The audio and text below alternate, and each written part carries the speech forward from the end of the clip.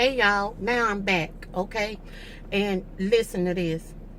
This is how I feel today. I don't know why.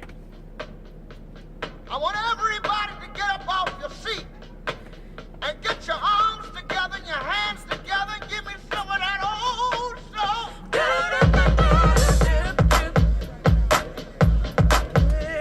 I'm serious. I am that. I don't know what the deal is. I was subdued earlier just because I was out in them, streets. But y'all, I don't know. I just had these days, which I think every day is supposed to be like this, but it's like I can't explain it. I can only tell you about it. And I can try to describe it the best I can, but I know that I don't think that everybody has this, because I've asked this question to some of my friends before, and most of the time I don't even get a response back. Sometimes I'll be wondering if people as friends or folks just be doing stuff and saying stuff. I don't know. But guess what? I'm not wasting a lot of time trying to figure it out. But what I was saying was, me and Em are going out today. And we just, all we do is go and do this and eat fish. That's all it is. That's all it is. And this was something me and my brother were talking about the other day. And even my older brother, when he came and visited, we had this same statement. How this darkness is really kind of getting on my nerves. So I got to shine some light on the situation. I'll let that down when I get through.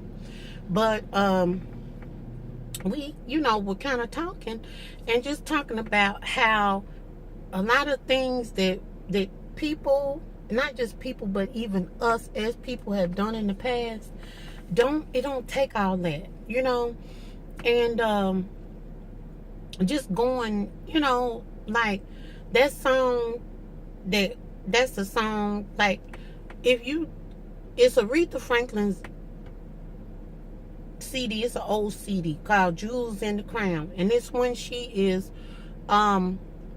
actually collaborating with a whole lot of different artists. And every song on it, most of the songs on it, I can identify with. But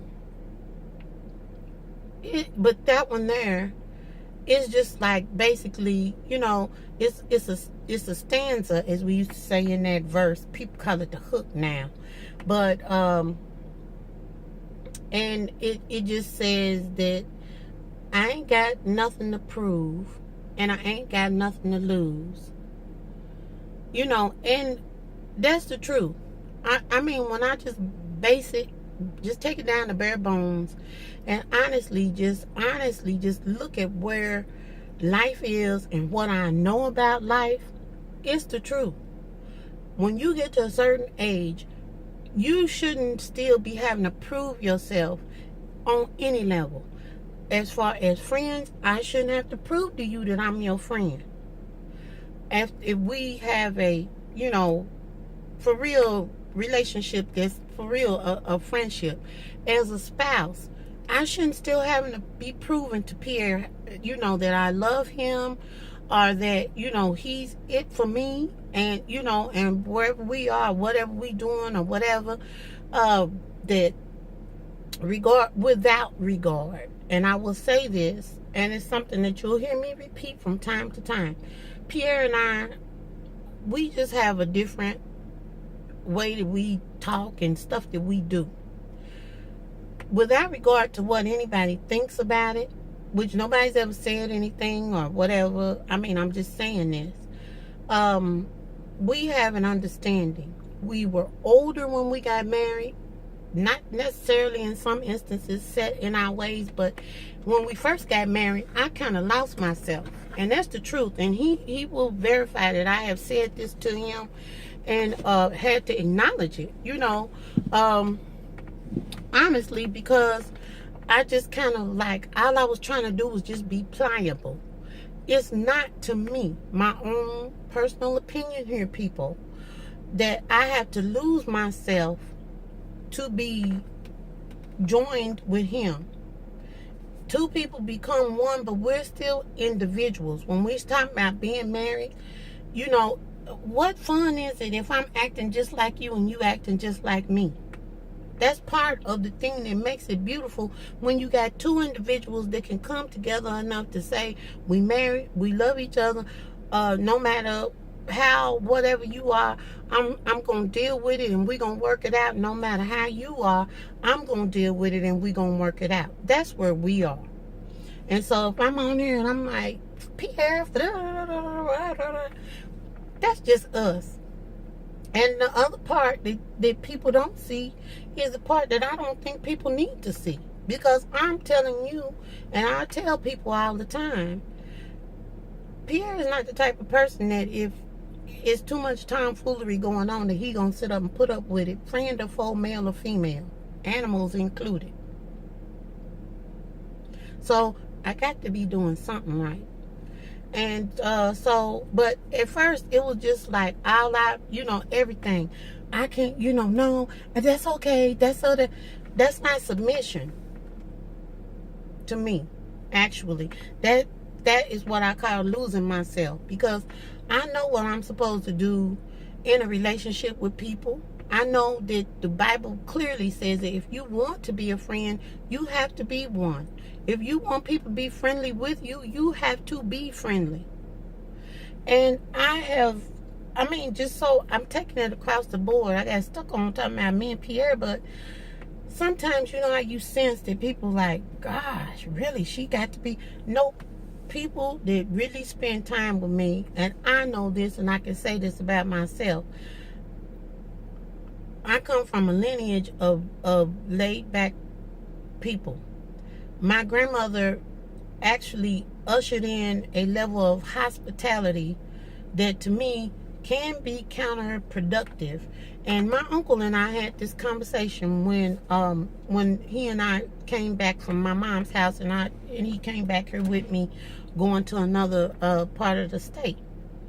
And I said, it's good, Uncle Lee. I said, but the truth of the matter is sometimes too much hospitality ushers in it allows people to, it's kind of like when folks notice something about you and then they take something that is a positive trait and manipulate it. And he said, I never thought about that. He said, but that's really true.